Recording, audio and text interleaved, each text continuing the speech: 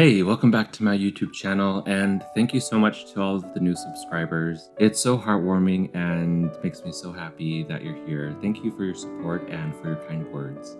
For those of you who don't know, I was invited to be a guest on the podcast called Questions from the Closet.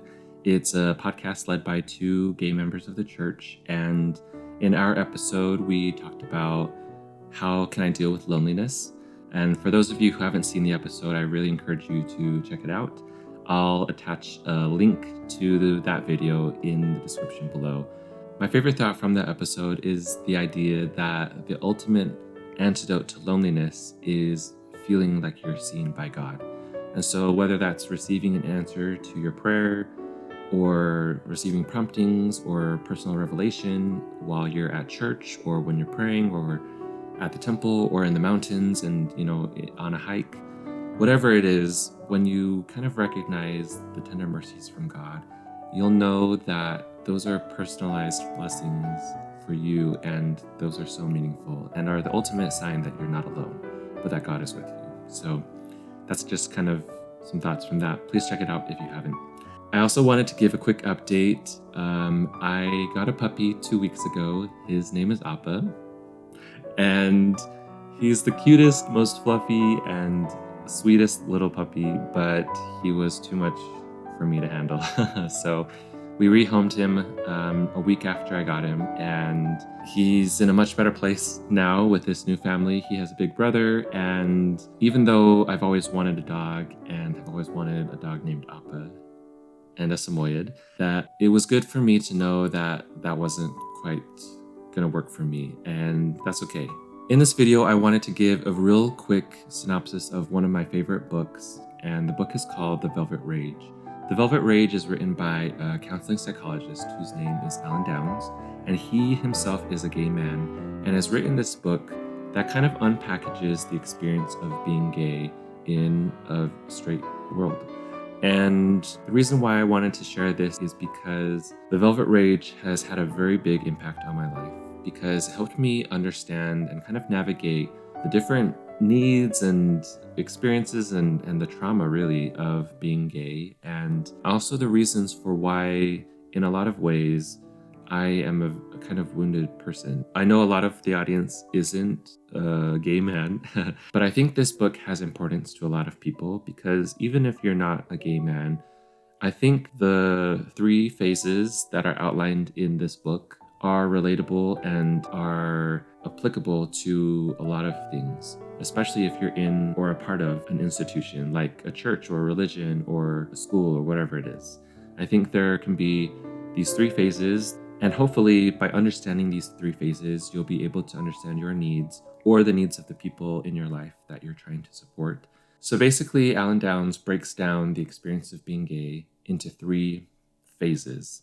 And the first phase is kind of the phase where you're kind of living in shame and you're basically in the closet. So for a lot of us growing up, we have the fear of being discovered as being gay because of the fear of being rejected. We have this very, very dark secret that we hide very shamefully, and we do a lot of things to try to get others to accept us, whether that's being the best violinist that we can, or the most active in our ward, or the most well-behaved student, or whatever it is. We do a lot of things to try to be accepted, which isn't a bad thing, but the motivation for doing those things is out of fear, and fear that, if someone finds out about this secret, then it's all over. So when we're doing all of these things, and because we are in the closet, we might receive a lot of validation from other people, like praise for good grades or good behavior.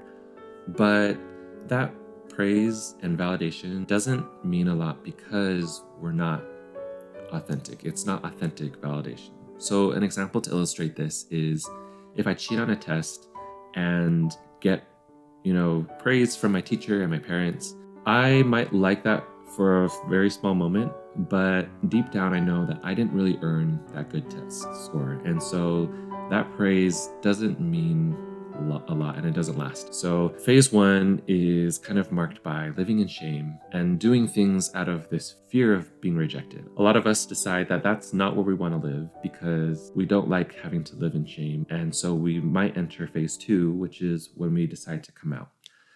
But a lot of people in phase 2 decide to come out and they are very out, I guess. They are trying to seek this fabulous life where they have the hottest boyfriend, the best car, the nicest house, the best job, the hottest body, or whatever it is.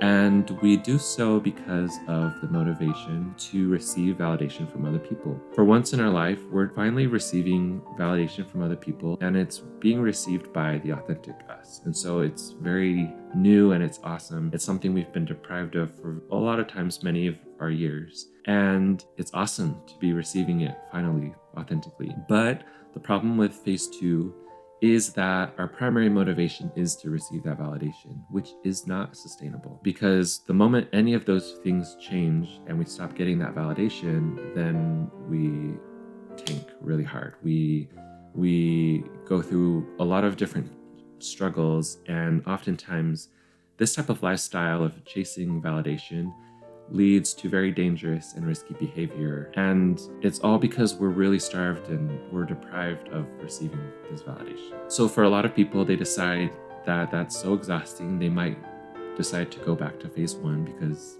even though it's shame, it has a lot of shame, at least it's not so exhausting. A few of us decide that that's not what we want either, and so we move on to phase 3 and we realize that living in a way that is seeking for joy and is filled with meaning and connection and is still authentic, that's the best way. Because all of a sudden, it doesn't matter if we receive validation from other people, we're still seeking joy on our own, and we're seeking love and connection, and that is so much more meaningful and so much more lasting. And the cool thing about that is when you're able to get to phase 3, you actually still receive validation from other people, which is something that we should be receiving. It's something that we all need, but it's not our primary motivation. And so it's just like this added bonus.